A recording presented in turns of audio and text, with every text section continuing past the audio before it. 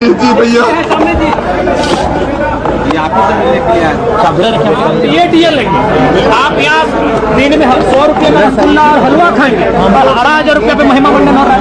पूरा 3 दिन का सदन इसी पे बहस हो रहा है। जैसे आप झारखंड के 24 साल के झारखंड के लोगों को कोई वरदान दे दी 18,000 रुपया, तो आज इसीलिए हमने स्पष्ट कहा कि आपके बच्चे बाल में लगाएंगे बनफूल और गरीब के बच्चे लगाएंगे धूल और आप महिमा मंडन करेंगे। गलत बात है। जवाब नहीं मिला जयराम। जवाब किसमें है जो जयराम महतो के सवाल का जवाब दे सके? दे करे सार्वजनिक करे, तमाम 12 के 12 मंत्री पहले सार्वजनिक करे कि उनका बेटा उनकी बेटी कौन स्कूल में पढ़ते हैं, उनका फी क्या है, करे सार्वजनिक। लेकिन क्या जयराम जी पहला कैसा रहा आपके लिए? शांत रखे। देखिए हम बीच में नहीं टोकते हैं, हम पक्ष क्या बोल रहा है विपक्ष क्या बोल रहा है हम सब सुनते हैं, और जब हम बोलते हैं तो सदन सुनता है, और हमारे बीच में कोई बोलेगा तो फिर छोड़ेंगे नहीं। बिल्कुल क्यों नहीं दिखेंगे भाई? उस पर भी उदासीन जवाब रहा हो, क्यों नहीं रहेंगे? कुछ नहीं। देखिए सरकार को भी मालूम है चुनाव समीकरण से जीत के आती है। लाठी तो छोड़िए, अगर आप यहाँ छात्रों पे अगर गोली कांड भी होता है तो सरकार को फर्क नहीं पड़ेगा, क्योंकि चुनाव समीकरण से जीते जाते हैं, मुद्दों से नहीं जीते जाते हैं। सरकार को जो वोट देने वाला पक्ष है वो एक बहुत बड़ी आबादी है। छात्रों पे गोली भी चलेगी तो छात्रों को दोषी वो ठहराएंगे और बोलेंगे हम 2029 में यही सरकार को बनाएंगे।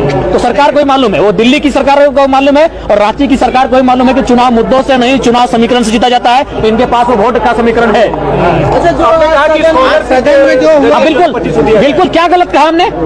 ये 18 साल की लड़की को 2,000 रुपया देंगे और महिमा मंडन करेंगे। हमने कहा आप उसको अगर स्कूल जाने से पहले पैसा देंगे तो चाट छोला और सिंगाड़ा में खर्च करेगी, वो अपने श्रृंगार के सामग्री में खर्च करेगी। आप स्कूल जाने दीजिए, उसके अटेंडेंस होने दीजिए, उसके बाद स्कॉलरशिप के रूप में 2,000 रुपया दीजिए, यही पैसा दीजिए, लेकिन नजरिया बदलिए। सरकार तो इस उपलब्धि बता रही है अपना। उपलब्धि है कि क्या है वो जैसे जैसे दिन बीतेगा पता चलेगा। आज जो अरे यादव को तो मालूम ही नहीं चला कि हम कौन सा मुद्दा उठाए हैं, इसीलिए बोल रहे थे मैक्सिमम पढ़े लिखे छात्र मैंने विधायकों को भेजिए। यादव को मालूम है नहीं कि हमने कौन सा मामला उठाया। सीडी रेशियो क्या है इनको आधो को मालूम नहीं है। क्रेडिट रेशियो बिल्कुल क्या बताइए। देखिए वो रेशियो वो मामला ये है क्रेडिट एंड डिपॉजिट। उसका मतलब है कि हमारे राज्य की जो बैंक हैं वो बहुत ज्यादा पैसा पड़ोसी राज्य के बैंकों को ट्रांसफर करती है, और क्या होता है हमारे राज्य के लोग ग्रसित हैं।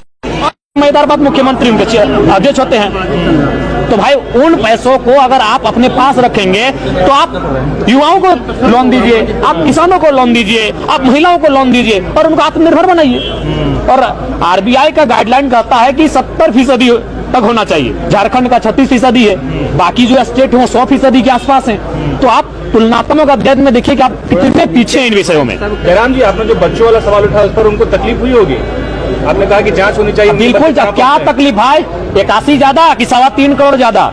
81 के बच्चों पे हमने सवाल उठाया, आपकी हालत खराब हो गई। और 3.5 करोड़ के बच्चे कहाँ हैं? धूल में हैं। सिलेट के जगह प्लेट लेके खिचड़ी खा के पढ़ रहे हैं। 81 के बच्चे मैंने अमृत वाले हो गए और बाकी लोग क्या धूल में पलेंगे? बिल्कुल जांच होनी चाहिए, तभी सरकारी सिस्टम दुरुस्त होगा। नहीं तो कोई बजट का मायने नहीं है। कोई बजट का मायने नहीं। आप कितना भी अच्छा सुंदर बजट क्यों ना लाए, वो भ्रष्टाचार की भेंट चढ़ जाएगा। पिछला बजट का आपने भी जिक्र किया कि यूज नहीं हो पाया, फिर बिल्कुल जब प्रथम अनुपूरक बजट यूज हुआ ही नहीं तो फिर द्वितीय अनुपूरक बजट जो लेकर आप आए हैं ये केवल और केवल मंत्रियों की शान शौकत बढ़ाने के कार्य आएगा। जयराम जी एक मामला। जयराम जी आज जो मौका दिया जाए, देखते हैं, अभी शुरुआत हुआ है, कुछ दिन देख लिया जाए सरकार को। कैसा रहा जयराम जी? एक्सपीरियंस कैसा रहा आपका ये 4 दिनों का? ठीक ठाक रहा। अच्छा सदन में जो आज कैप्टन मुर्मू ने बोला है वो कैसे आप देखते हैं? देखिए मेरे हिसाब से मर्यादा में नहीं थे वो। उन शब्दों से चूंकि वे लोग माननीय हैं, वो कई वर्षों से राजनीति कर रहे हैं, उन शब्दों पे उनको परहेज करना। और केस को जो है लिपापोती कर दिया।